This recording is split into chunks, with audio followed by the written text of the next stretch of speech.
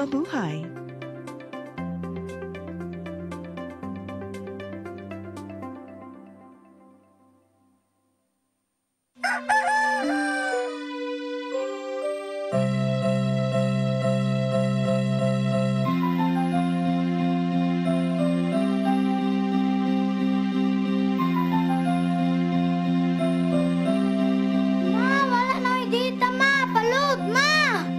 Sorry ma'am, na-late ko. Nangita pa mong gusto para internet sa kong anak ma'am. Ay, wala na yung problema. Pag-Sinisibu! Sinisibu, Sinisibu. For your internet connection And for the signal of your cable TV. so fast and straight, the transmission to your home. Sinisibu!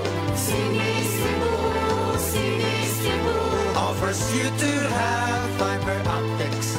For your viewing experience, perfect and clear, so fast. So great and affordable for you to enjoy. Sinisibu. Sinisibu Television Network Incorporated offers fiber to the home broadband internet bundled with fiber to the home cable TV connection. Sinisibu Television Network Incorporated with its operation in Metro Cebu and the whole province of Cebu soon. And affordable for you to enjoy. Sinisibu!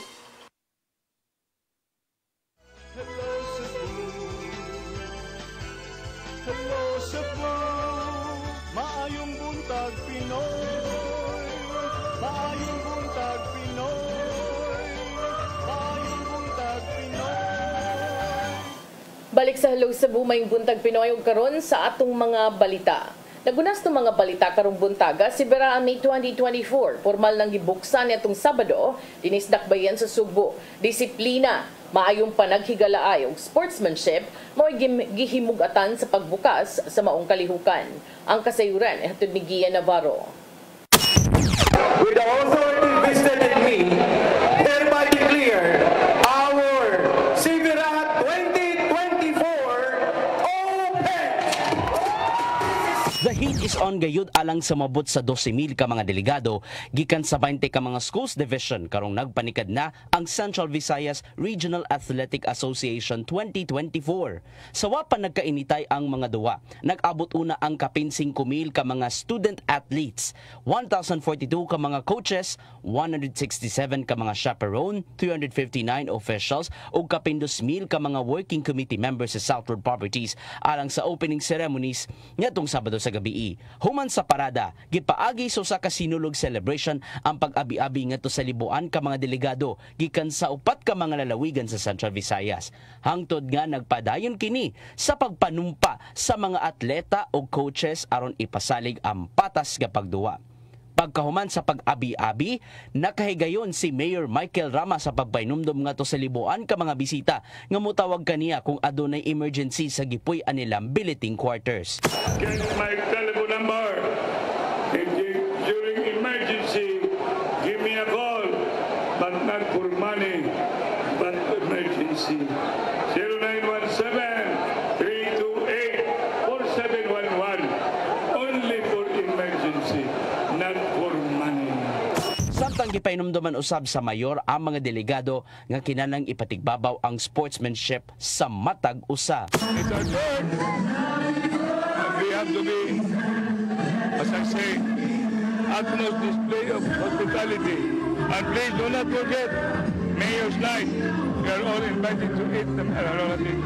Gipasalamatan ni Education Undersecretary Rev C. Escobedo ang Cebu City Government sa pag-host sa maong regional meet dungan sa pagpainumdum sa mga atleta o coaches nga ipabilin ang panagigalaay bisan sa init nga kompetisyon o disiplina sa matag paugnat sa kusog nga gipili. You are not merely competitors on the field. You are warriors of the human spirit. Champions of perseverance, icons of discipline, and architects of your destinies. Gisundan dayon sa managlaing sporting events nga gipahigayon sa managlaing venues sa Dakbayan sa Sugbo og mga kasilingan ng lugar. Sa unang adlaw pa lang, nag-una na ang Cebu City Division diin adunay 7 ka mga gold medals ug tag 2 ka silver ug bronze medals. Magpadayon ang mga duwa sa Sivira 2024 hangtod karong Huwebes, Mayo 9. Gian Navarro, CCTN News. Sa laing bahin, City Environment and Natural Resources Office hugot ang pagbantay sa minilyon nga sardines nga anaa sa Maribago Causeway sa Dakbayan. Labi na nga kabahin na ang sardine run sa ilang tourism activity. Ang kasayuran ihatod ni Crystal Joy Felerca. Sa gilayon nga 50 metros gikan sa Maribago Causeway ug sa 5 metros nga kalawmon, makita na ang minilyon nga sardines nga giprotektahan sa Dakbayan sa Lapu-Lapu, pinaagi sa buhatan sa City Environment and Natural Resources Office Concenro, kung diin ang diving ug ang pagtan-aw sa sardine run nahimo ng kabahin sa turismo sa Dakbayan. Matod sa Pangulo sa Senro nga si Emilio Bonghanoy, ang maong sardines sugod nilang nasigpatan human sa bagyong Odette. Sukad ni nilang nasigpatan, hugot na usab kini nilang gibantayan sa ilang buhatan ug gidili ang pagpanagat sa maong dapit aron nga dili kini makuha sa pukot. Gibutyag usab ni Bonghanoy nga nakita nila ang resulta sa ilang pagprotektar niini tungod kay mas nidaghan na karon ang populasyon niini. Apan bisan og kabahin na kini sa ilang turismo, prioridad gihapon nila ang pagprotektar niini pinaagi sa pagpahimangno sa mga turista nga motan-aw. Doon na kita briefing ipahigayon. Nang una ang kanang regarding sa ilang makita, so mao na atong i-highlight sa ato ang briefing o niya unsay mga gibawal nato. Unang-una pagpaduol, paghikap o niya gibawal sa nato nga mulangaw ibitaw ngadto paduong gyud sa sardines kay mo basin mo idlas unya ba nagtuo og may isda unya magdagpukot mo na nga mobalhin na silang laing lugar. Usa-usab sa pahimangno ni Bonghanoy ngadto sa mga turista sa dili pagdala og basura ngadto sa ilom sa kadagatan. Kay usa mo guna nga muidlas ang isda ba kay dai daghang plastic basin og kanang plastic nga nagluto-luto masabot nila nga basin ilang predator. Samtang sa padayon nilang pagpamutang og mga boya, gawas nga adunay saktong kaparkingan ang mga pump boats aron nga dili madaot ang mga coral reefs, usa-usab sa hinungdan niini aron nga dili matandog ang mga isda. Sa laing bahin, gibutyag usab ni Bonghanoy nga niadtong Mayo 1 aduna usab nasigpatan nga mga dolphin sa kadagatan sa Lapu-Lapu, apan giangko niya nga dili pa sigurado kung posible na ba ang dolphin watching kini tungod kay moagi raman ang mga dolphin sa maong dapit. Crystal Joy Felerca, CCTN News. Sa dugang balita, Cebu City Mayor Michael Rama buot pabutangan og rota ang South Road Properties. Makigalayon siya sa LTO sa LTFRB alang niini. Ang kasayuran ihatod ni Sheriza May Uy. Gitinguhan ni Cebu City Mayor Michael Rama nga mabutangan og ruta sa mga public utility bus ang South Road Properties kun SRP sa dali nga panahon. Kinaron nga mamahimo nga accessible ngadto sa mga publiko nga buot mobisita sa mga tourist destination ug uban pa nga suruyana na sa mga turista. Plano niya nga makigalayon sa Land Transportation Office 7 ug Land Transportation Franchising and Regulatory Board kun LTFRB 7 aron nga mabutangan kini og ruta. Then the mga galaludog jeepney or modern BUVs will be relegated depending on how the useless or the, let's say, occupancy of the roads. Alang ni Raquel Arce, ang Executive Director sa Road Management Authority kon RMA, nga padayon ang ilang pagtuon sa board sa maong plano ni Mayor Rama. Lakip na niini ang pagbutang og pedestrian crossing sa SRP kini tungod kay convert na nila ang SRP nga expressway apan na karon usa na lang kini nga urban highways. Yes, we are also studying that possibility. Nag-aaral to ang SRP.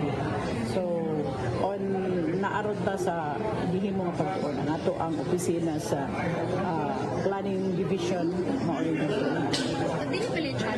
Ipemangno si RC sa publiko nga dili magpataka og labang ug batasanon ang pag-agi sa pedestrian lane aron nga malikay sa disgrasya. Sama na lang sa nitabong pagkaligi sa usa ka tigulang nga milabang og kalit sa kalsada ni adtong Domingo. Sheriza May Uy, CCTN News. Cebu City Government miisyog show cause order sa duha ka bus terminal sa Sugbo tungod sa giingong kakuwang sa business permit. Mga detalye sa report ni Gian Navarro. Nadawat mismo sa Kapitolyo ang show cause order niadto Mayo 3 nga gi-issue sa Business Permit and Licensing Office sa Cebu City Government ngadto sa duha nila ka mga bus terminals. Sumapa sa mando nga giluwatan ni BPLO OIC Head Andrew Bores. Nag-operate ang Cebu South Bus Terminal ug North Bus Terminal nga walay business permit. Gikatingalahan sa Capitol Legal Team ang maong show cause order. Gipasabot sa ilang legal consultant nga si Attorney Rory John Sepulveda nga namugna ang duha ka terminal nga gi-operate sa Kapitolyo ubos sa Metro Cebu Development Project niadtong dekada 90. Gihapinan pa sa Cebu City Ordinance No. 1784 nga nagmando din kinahanglang mukuha og mukanaog ang mga pasahero gikan og paingon sa mga kalungsuran sa Sugbo sa South Bus Terminal. Maong alang kanila walay igong basihan ang show cause order. So sa akuha pa, amo lang gikulbaan nga bisag kani mo ilang himuong rason nga ipasira nila ang duha ka terminal. So among ipasabot daan sa inyo, gakuna amang gani mahitabo, mauna ni. Gitata usab sa Provincial Legal Officer nga si Attorney Donato Villa Jr. nga dili mahimong makakolekta og buhis sa mga bus terminal tungod kay dili man siya usa lang ka negosyo. Pinasubay kini sa gipatumang lagda sa Local Government Code. Dili man ni livelihood nga mua. Service to the public man. This is service, public service. Kinsa may gi-cater ani? Ang publiko gikan sa probinsya, ang taga-syudad ngadto sa probinsya. Gikabalak anusab sa Capitol Legal Team nga posibleng mapareha sila sa gidangatan sa pantalan sa Cebu Port Authority diin. Yano ra kining gisulod sa mga opisyal sa Cebu City Government human ni mando si Mayor Mike Rama. Apan kumuabot manggayod sa punto nga sama sa gidangatan sa kompanya maritima, andam usab ang Kapitolyo sa mamahimong dangatan sa bus terminals. If they do something as crazy and as foolish as closing it down, rest assured, the province of Cebu will have countermeasures. One, to ensure that whatever obstruction or hindrance or sa public service can be mitigated. Tubagon gyapon sa legal team ang maong show cause order gikan sa Cebu City BPLO dungan sa pagpasabot sa ilang habig. Gian Navarro, CCTN News. Sa atong katapusang balita, kapin sa tunga sa bilyon ka pesos nga balor sa illegal nga drugas nasakmit sa Philippine Drug Enforcement Agency kun PDEA 7 sudlang sa 4 ka buwan sa tuig 2024. Gipatutukan karon sa PDEA 7 sa ilang operasyon ang mga drug den. Di nakabungkag na sila 19 ka balay suyupanan. Ang kasayuran ihatod ni Arnold Bustamante. Mabot na nga to sa 570.7 milyones ka pesos ka balor sa illegal nga drugas sa nasakmit sa Philippine Drug Enforcement Agency 7 gikan Enero 1, 2024 hangtod Abril 28, 2024 sa datos si Kipebaw ni Lea Alcantara, Information Officer sa PDEA 7 nga nakasakmit na sila 83.88 ka kilo sa shabu, 5.95 gramo sa pinaugang dahon sa marijuana, 12,540 ka punuan sa marijuana, 205 ka ampule sa nubin, nga mo kantidad ang tanan sa 570.7 milyones ka pesos. Moabot usabog 19 ka mga drug den ang manampuson nga nabungkag sa PDEA 7 sa tibok Central Visayas. 12 nini nimutang sa Dakbayan Sugbo. May pasabot sa Alcantara nganong naa sa Dakbayan Sugbo ang labing daghang nga drug den tungod kay naaman usab dinhi kasagaran ng supply ug tungod sa kadaghan usab sa mga nagsiksik nga mga palimay.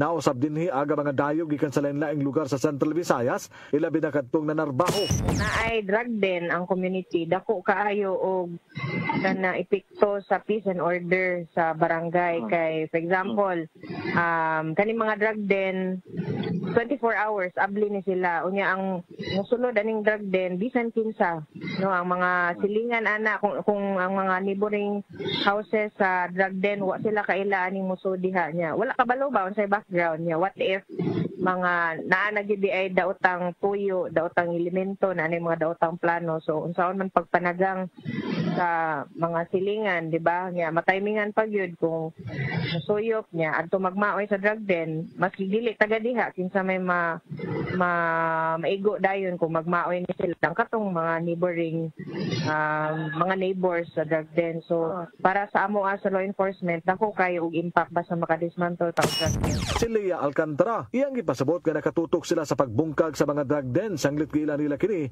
nga high impact operations. Diha matud pa ang breeding ground sa criminality tungod kay kung mapasagdan kini daghan na mo gamit sa legal nga drugas o sa kadugayan daghang krimen ang mahitabo. Dugang ni Alcantara nga kung adunay drug den ang usa ka barangay musaka usab ang krimen niini. Arnold Bustamante, CCTV News. Mga katong mga balita nga nahipos ito kaubanan sa CCTN News and Public Affairs Team. Inyo kato nakita kagahapon sa atong mga balita sa Sayri 47. Unya dili na lang nato ang angon, unya na lang ta maghisgot-hisgot humansab sa ato ang break, human sa pipila ka pahinumdom. Please stand by. Hello Cebu, maayong buntag Pinoy, maayong buntag Pinoy, maayong buntag Pinoy. Ako si Jocelyn Boris, sa dihang naka-take na ko sa koy, narang-arang na kong paminaw o niubos na jud ang akong BP.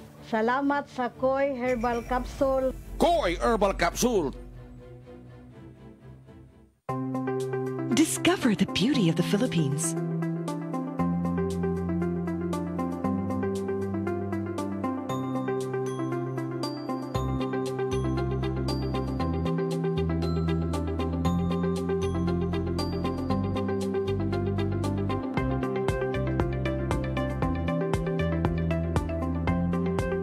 With Philippine Airlines, the country's flag carrier.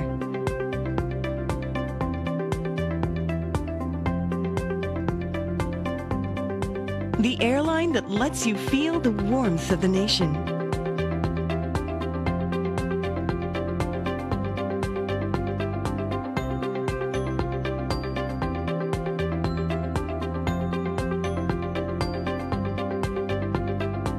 Mabuhay!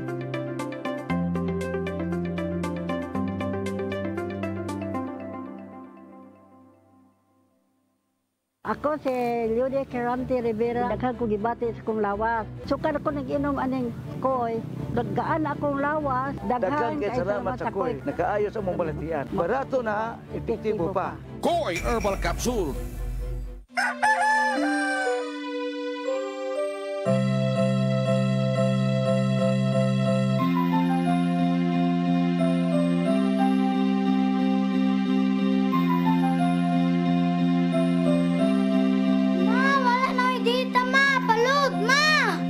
Sorry ma'am, na-late ko. Nangita pa mong gusto para internet sa kong anak ma'am.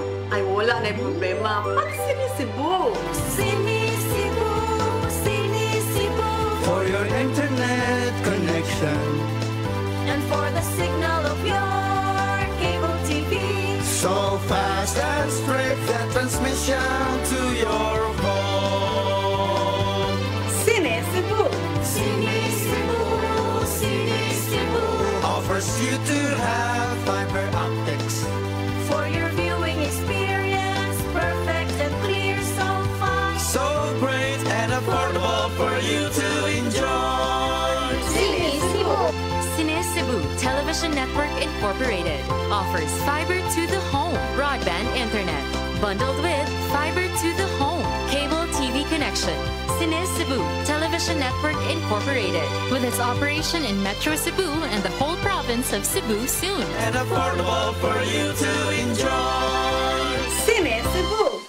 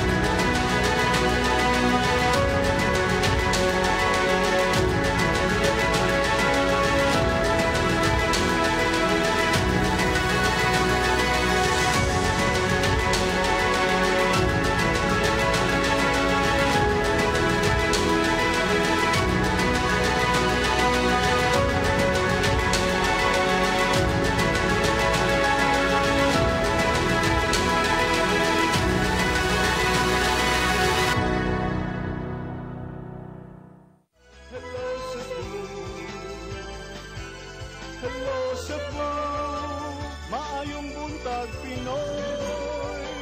Maayong buntag Pinoy. Maayong buntag Pinoy. Balik sa Hello Cebu, may buntag Pinoy. Ato ning unahon paghisgot kining latest development na sa dinhi sa Singapore-like city of Cebu with Melbourne features. Kay karon atong nabasahan, nakugang sad ko na, kaingon ko sa kong kaugaling mo na, unsa naman taan niyo. Ang Cebu City Government ni mando sa management sa Cebu South Bus Terminal kung CSBT ug sa Cebu North Bus Terminal aron mo explain matud pa doon na sila giluwatan nga show cause order.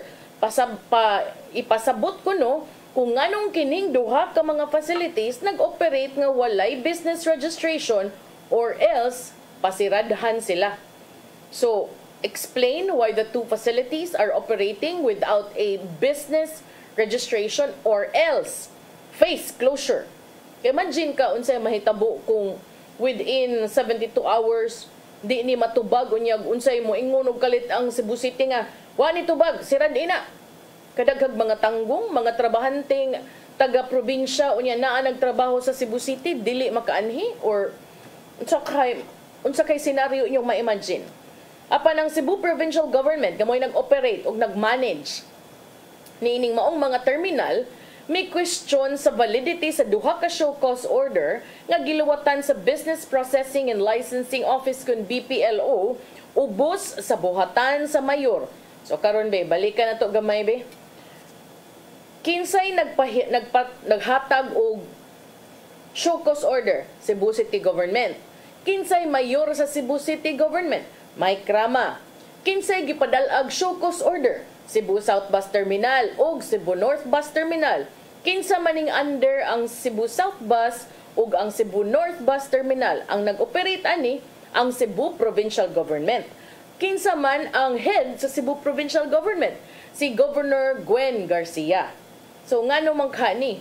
Bakit ngayon ka lang? Nganong karon man lang ni nga gipangitaan og business registration, business permit, and ang question, needed ba gyud og business permit ni sila?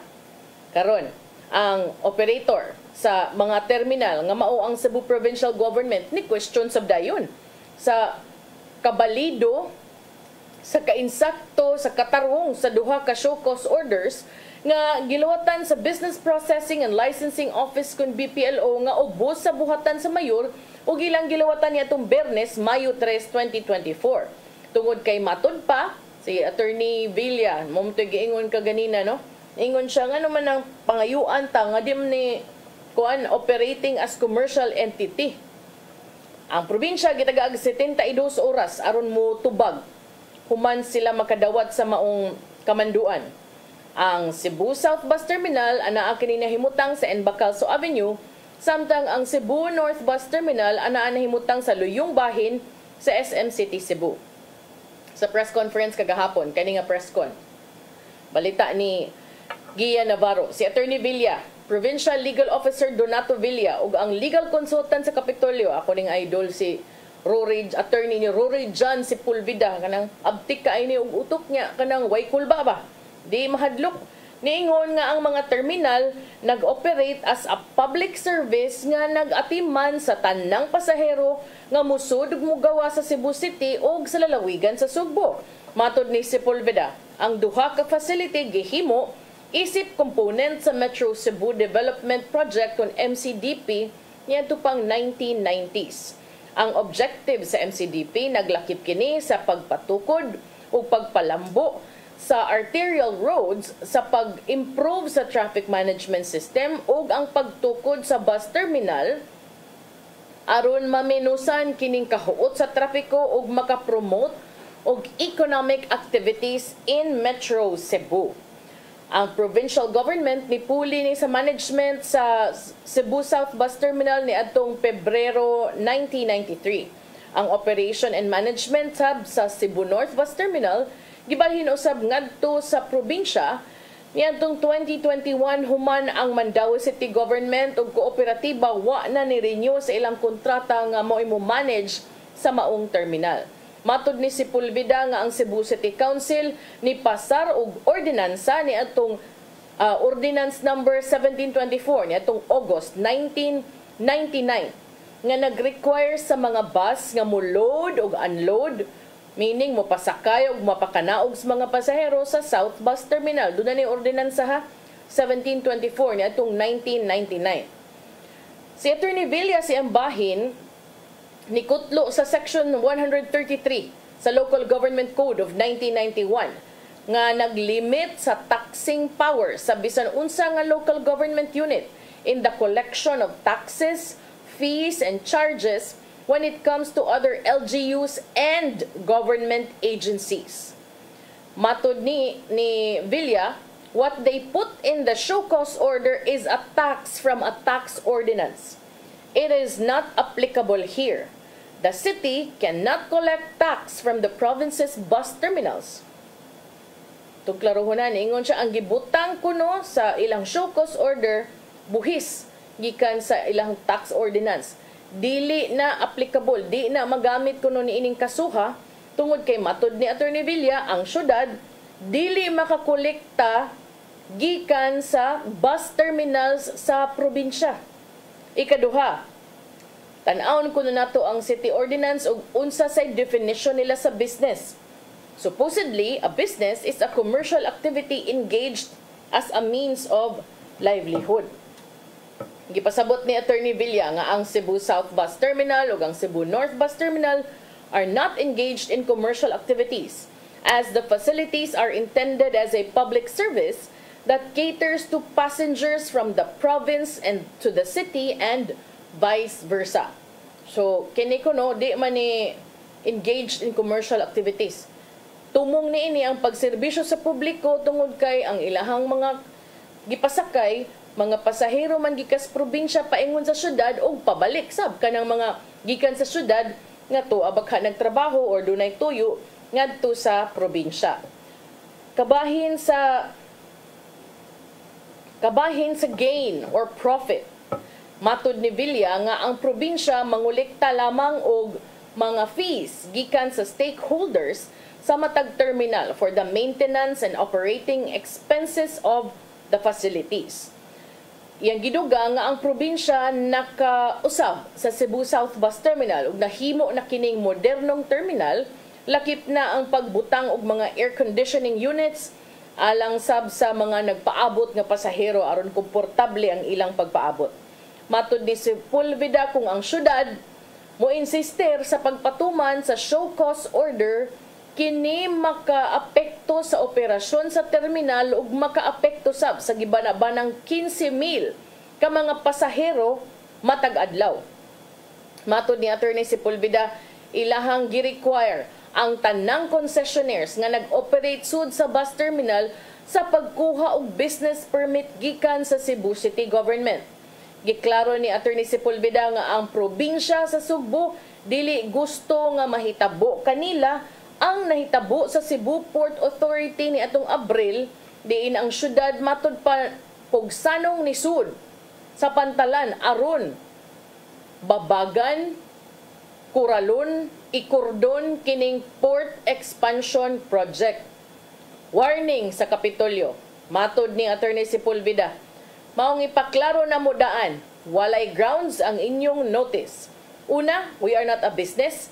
Second, if ever we are a business, we are not subject to any local government taxation of the city of Cebu. This is not even our project. This is a collaborative project of the national government and 3 cities, Metro Cebu. Pahimangno ni Attorney Sepulveda nga ang provincial government andam nga mo responde accordingly to ensure the operations of both terminals kung ang syudad mo insister sa ilahang pagsira. Kung mamugos matud pa ang syudad, o niya, pasiradaan sila. Bisan pa man sa ilang mga gipanghatag na rason, matud ni Attorney Sepulveda, andam sila nga mutubag usab accordingly. Ang Sunstar Cebu may reach out ngadto sa officer in charge sa Business Permit and Licensing Office nga si Andrew Bores panhuay tubag. Sa usa ka pakighinabi usab kang City Administrator Colin Rosell, Niingon kini nga ang tanang commercial establishments operating within Cebu City are required to secure a business permit. However, he said exemptions can be granted depending on the situation and in congruence with existing laws and regulations. This applies to government agencies with programs or projects with potential proprietary aspect. Giauhag ni Rosel ang probinsya nga mo-reply lang, mutubag lang sa show cause orders to clarify the matter. Ato gutong paminawon del katong kang attorney Rory John Sepulveda lang nga bahin kay nindot kay to paminawon iyang gisulti da unya kanang ang delivery ba kay ako naglibog sa ko ani kani si attorney Colin Rosel abogado man gyud ni, I'm sure he knows no about this. So kun og galing dugay naman gyud ni wag akong tan-aw kaning gipang-quote sa mga balaod kaning gipang-quote sa mga abogado sa Kapitolyo. Di ni bag-o nga balaod mga karaan man ni local government code taud-taud naman ni. Dugay naman na dinhang nahimong balaod kining local government code na to. So ngano man nga wa man sad kay baw-an ang mga opisyales o mga abogado dinha sa City Hall nga mauna. Di ba? Atong paminawon bi kaning kang attorney Rory John Sepulveda.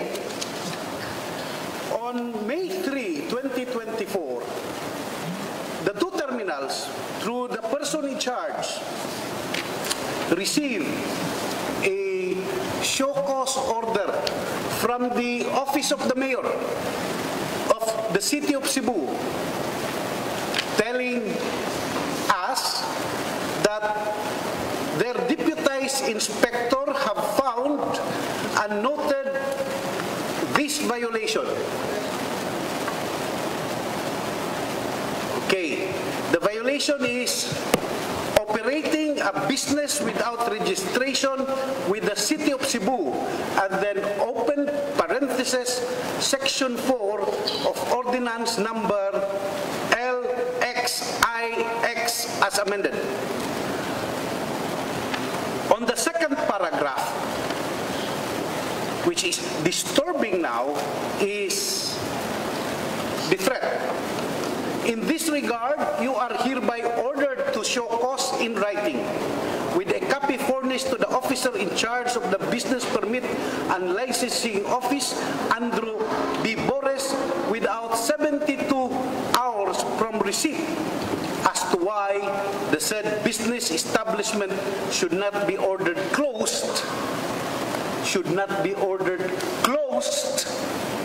and or sanctioned for violating the above-mentioned law.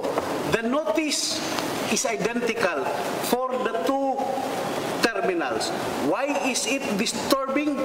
Because recent events would show that this is the pattern wherein the Cebu Port Authority's operations was disturbed after a show cause order, and then their breach of port security by entering the port premises. So sa ako pa, amo lang gikulbaan nga bisag kani mo ilang himuong rason nga ipasira nila ang duha ka terminal. So, among ipasabot daan sa inyo, nga kung naamang gani mahitabo, mauna ni. Pero wabi magsulti nga nahadlok ni ani. Gay, ipakita na mo karon nga kaning show cause order, kaning nga papel, wa gyoy bili. It has no legal basis to stand on. First, the bus terminals are not businesses. These are public services nga ang province mo'y naghatag para sa publiko. Sa mga batanon, sama sa ako mga tupad nga wa nakahibalo, this bus terminal, especially the Cebu South Bus Terminal, was a creation of the Metro Cebu Development Project, a collaborative national government and city government and LGU project in the early 1990s. MCDP2 na itong North Gov. But it's still under the MCDP projects. Unsay purpose sa MCDP project? Attorney, unsay purpose? Palihog ug basa. The purpose of the MCDP project is to construct and improve arterial roads, improve the traffic management system, and construct a bus terminal in an effort to reduce traffic congestion and thereby promote economic activities in Metro Cebu. That's the purpose. Of the So, kani, it's a national and local government project. National government and the local governments of Cebu, Mandawi, Lapu-Lapu, and of course, the province of Cebu. Now, as a collaborative effort, the City of Cebu, in fact, passed Ordinance number, I'll show you the ordinance number ga gipakita gyud ang probinsya sa ang City of Cebu recognized, okay na, City Ordinance number 1784 passed in August 18,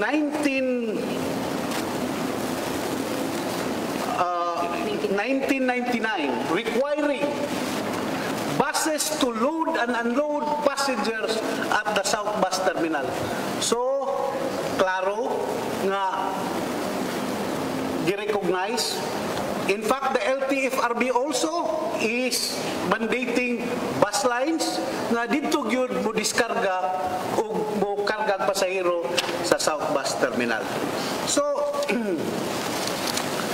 these collaborative efforts now apparently is being threatened by a show cause order. Now, nganong niingon man mi nga wala ni basis na show cause order? The Provincial Legal Office have studied the matter and this is what they have to say. Okay, first and foremost, the Local Government Code, Section 133, Paragraph O, Kalioko, flush. Okay. Common limitations to the taxing power of the local government units. Unless otherwise provided, the exercise of the taxing powers of the provinces, cities, municipalities, and barangays shall not extend to the levy of the following. And Paragraph O, taxes, fees, or charges of any kind, on the national government, its agencies, instrumentalities, and local government units. So, kaning ilahang butang diri sa ilang show cause order, this is a tax from a tax ordinance. Ordinance number LXIX. So, dili ni sila applicable. Dili ni sila pwede nga mulikta og tax sa ato ang bus terminal. So, ikaduha, kung atong tanaw ng ilang ordinansa, next, tanawan ninyo ang ilang definition kung saan business. It's supposedly a business is a commercial activity customarily engaged in as a means of livelihood. Dili man ni livelihood ang amua. Service to the public man. This is service, public service. Kinsa may gi-cater ani ang publiko gikan sa probinsya, ang taga-syudad ngadto sa probinsya. Umingon sila nga naami gain ani nga murag questionably pamaganan ng gain or profit. Kuan ra na sa incidental ra na siya sa operation kay kinahanglan na nato nga ato ang gamitan og magasto para sa pag-operate ani nga kuan gani og inyong tanaw na South Bus Terminal karon modern na kayo, bugnaw kay aircon para lang sa publiko na nindot ang ilahang pagkuwat sa ilahang mga kasakyan. So okay, so mao to no ang tipik sa press conference nga gipahigayon unya lahi ra gyud og delivery ni sa Attorney Jong unya ako magkatawa ko because kung maminaw kas mga punto ni Attorney Jong ug sa mga uban din sa Kapitolyo nga mga legal team, makaingon sa ka nga ug mao man gay daay na ang mga punto kay makaingon gyud ka kanay lang ipangsulti, part na gyud na silang defense ug magkinaunsa, di ba? Part na gyud na ilang mga kaso nga ipresentar sa korte. So makaingon ko ug mao man gay daay punto na namang ginadaan sa sinugdanan pa lang nganong di man kakita ang legal team sa Cebu City anang mga nakitaan sa legal team sa Cebu Provincial Government. Kay para nako ba og nakita na ninyo daan ang ngayon tang kumplituho na ninyo, susiho na ninyo daan aron di na mahasol ang mga tao ba kay og magkinaunsag, magkalisod, magpatas-anay, mag-ihi din ha. Ug moingon gyud ang usa nga di gyud na mao inyo ha, sakto gyud mi. Unsa may next step ana? Unsa may anticipate inyong siradaan? Kay niingon man mo nga kung dili makatubag within a certain number of hours or face closure. So unsa man inyong padlakan pareha sa inyong gibuhat sa Cebu Port Authority kay di bita makaingon nga di na posibleng mahitabo kay inyuhan na ba nang gibuhat sa ubang mga dapit. Di ba? Cebu Port Kompanya Maritima, inyong gisong, inyong gigubang lock, inyong kaywa ni tuman sa inyong gusto. MCWD, di ta kaingog related ni pero inyong gisud, inyong giablihan ang katong filing cabinet kinamoy ko ang dokumento. So kung nana mo'y mga president na kanang manginaana gyud na ang Cebu City government, unsa may kalahian? Posible sad nga inyo nang buhaton sa North Bus o sa South Bus Terminal. Karon, kung boton na hunaon, kaingon ta, mabalaka, nganong mabalaka man ta nga, di man na atong terminal, mabalaka ta, uy. Kay kung kani ang basihan, ang pamahayag sa Kapitolyo, 15,000 ka mga pasahero daily, matanggong tungod sa inyuhang buruka, di ba? So, may siguro daan sa Cebu City Government, tunay sa nagmaayo ninyo, uy, kay ugnaam gayday na inaana nga mga tubag, kalain ba pod? Pero, aritas pikas bahin, wa amtay gidapigan ninyo, pero makaingon lang yun ko nga basta Attorney Jong Sepulveda ganahan jud ko maminaw. Kay nindot kay paminawon mo presentar sa iyahang mga basihanan o sa iyahang mga argumento. Ako, waingon yun ko nga, klaruhon siguro na daan, uy. Pero kung sa imo sang tan-awon, because amtay gidapi, as I said, amtay gidapigan diri, let's present two sides, I don't think pod nga ang Cebu City Government nga legal team mubuhat sad ani makigtigi sad sa Kapitolyo kung wa sad sila igong basihanan. So kung karon atong tanawon kung ang Cebu City Government niingon nga amo na nang gitun-an tanan sa kami gyud sakto, kami gyud ang sakto. Unya karon tubag ang Kapitolyo nga dili ni inyong papel why bili, di ba? Unsa kay gingon nga Attorney Jong, ang inyong papel, inyong order why bili. Oh, so karon kinsa may mas kuanan ni ay kuing na moingon sa dang Kapitolyo, moingon sa dang city government nga ay di ay sakto di ay sorry call wala ingon na uy mas mutuo pa kung magpaugatay pag yun hinunag samot di moingon gyud dili gyud kami gyud sakto. So ato lang awhag no sa mga naas gobyerno ba before ta mag-ingon ani tun-in ninyo maayo kanang hunaag ka 1 million times before na nato buhaton kay remember, for every reaction, there will always be a reaction.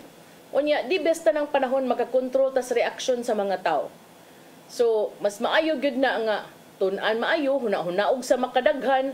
Niya, si Mayor Michael Rama rabaw, interviewon ra ba sa mga, dakoy kausa nakitaan interview sa mga tigbalita sa usa ka radio station, live man to. Di man siya mo tubag sa mga akusasyon, sa mga pangaway, moingon mas Mayor Michael Rama, itugyan lang tanas Ginoo. E pag human, isayaw siyag kuan. Sa to, dasmagi. Yan ni kanta. Pero, tun-ana maayo. Mas may nang i-appeal na Mayor Mike. Ang imuhang gibuhat Mayor Mike. Maayong kag, ato na lang nang itugyan sa Ginoo. May sad siguro Mayor Mike, ang mga tao nga nagpalibot mo, kanang mga kusog kaayong mo, ingon nga kanang ato ning atuon, ato ning serban, ato ning siradan, mauna. Mas may sad siguro imong i-appeal sa pag-awhag nga itugyan tanis Ginoo niya mo reflect sa tagmaayo sa itong mga aksyon kung unsay epekto ani because while moingon ta nga ang pagbuhat ini makapatigbabaw sa garbo, makapatigbabaw sa dungog sa dakbayan sa Sugbo, ang akong pangutana sa atong pag-apas, sa atong pagkabot sa atong mga tinguha nga dili daog-daogon ng Cebu City o baka magpatigbabaw ang kanang katarong o kamaayo sa Cebu City. Wa basad ka tay maapektuhan, wa basad ka tay mayatakan nga mga tao, no, nga mga yanong lungsuranon, mga trabahante, mga tao nga mahasol sa inyuhang mga padayon din na sa inyong mga bisag unsa na lang inyong mahuna-hunaan. Kana siguro for me ang pinaka-importante, because remember, sa atong pagpapili sa katungdanan, sa atong pagpanumpa sa katungdanan, wa ra ba ta nanumpa nga kung ako supak-supakon sa akong mga silingan, ako silang pasiradaan. Wa ra ba ta niingon nga sa paglingkod nato sa atong katungdanan, I do hereby solemnly swear. Ana biya na, di ba? That I will faithfully discharge to the best of my abilities the duties and responsibilities of my office. Wa ba ta niingon nga, pero kung maglagot ko, akong padlakan. Pero kung maglakot ko, akong pasiradaan. Kung, di ba? Wala man na inana. So, balik ta sa basic. Why are we here? Why are you there? You're there because you want to serve the people. You promise to serve the people to the best of your abilities. And I hope nga kana mo'y magpabilin. Wala tayo oras sa iyo, na ito nagyaw-yaw dire. Ito yung padangat ang giandam ni Tatay Dodong, ani ang pulong og kinabuhi.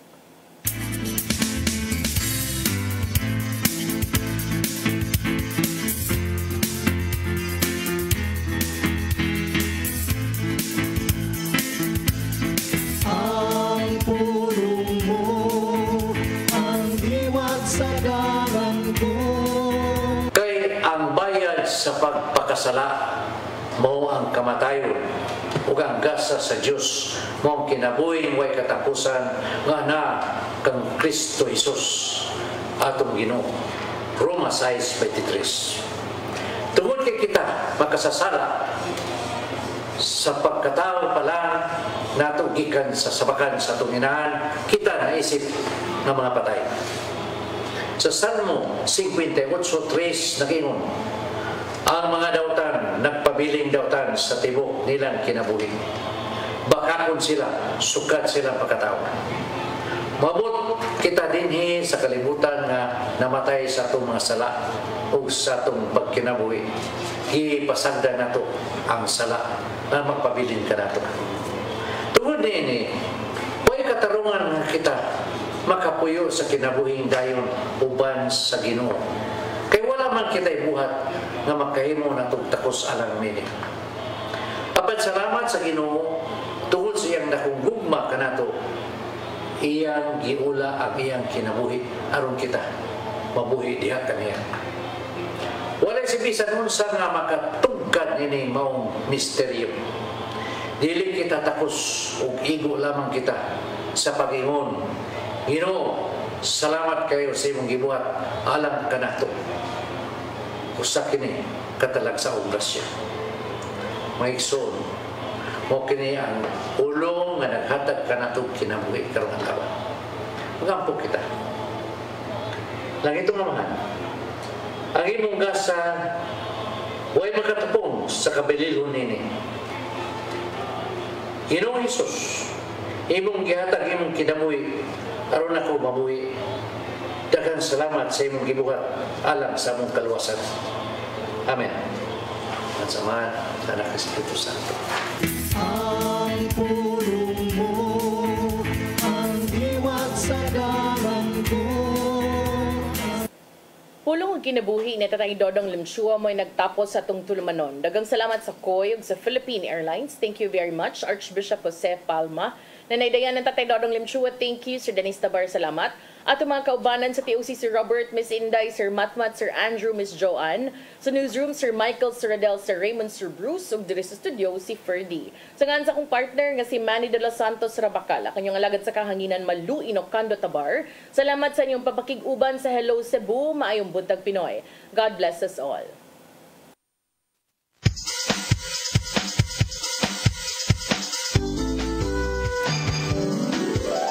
Hello Cebu, maayong buntag.